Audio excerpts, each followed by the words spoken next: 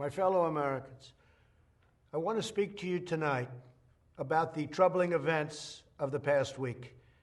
As I have said, the incursion of the U.S. Capitol struck at the very heart of our republic. It angered and appalled millions of Americans across the political spectrum. I want to be very clear.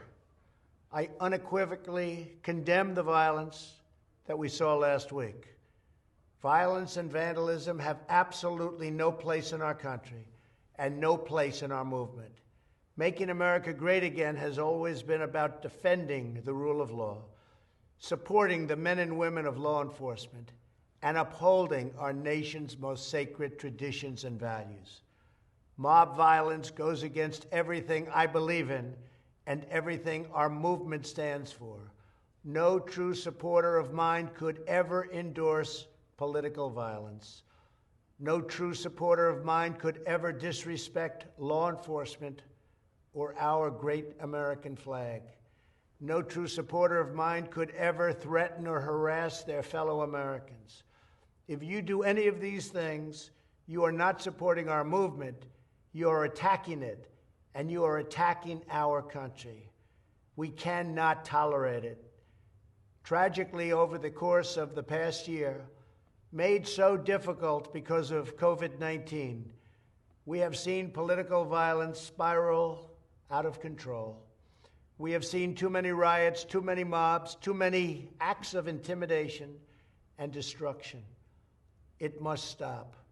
Whether you are on the right or on the left, a Democrat or a Republican, there is never a justification for violence. No excuses, no exceptions. America is a nation of laws. Those who engaged in the attacks last week will be brought to justice. Now I am asking everyone who has ever believed in our agenda to be thinking of ways to ease tensions, calm tempers, and help to promote peace in our country. There has been reporting that additional demonstrations are being planned in the coming days, both here in Washington and across the country. I have been briefed by the U.S.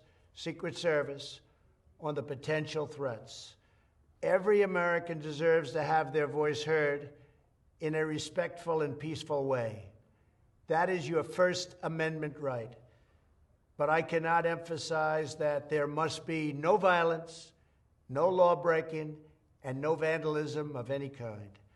Everyone must follow our laws and obey the instructions of law enforcement. I have directed federal agencies to use all necessary resources to maintain order. In Washington, D.C., we are bringing in thousands of National Guard members to secure the city and ensure that a transition can occur safely and without incident. Like all of you, I was shocked and deeply saddened by the calamity at the Capitol last week. I want to thank the hundreds of millions of incredible American citizens who have responded to this moment with calm, moderation, and grace. We will get through this challenge just like we always do. I also want to say a few words about the unprecedented assault on free speech we have seen in recent days. These are tense and difficult times. The efforts to censor, cancel, and blacklist our fellow citizens are wrong, and they are dangerous. What is needed now is for us to listen to one another, not to silence one another. All of us can choose by our actions to rise above the rancor and find common ground and shared purpose.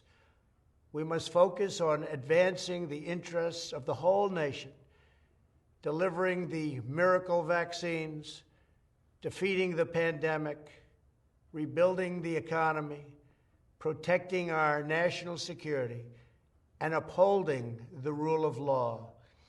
Today, I am calling on all Americans to overcome the passions of the moment and join together as one American people.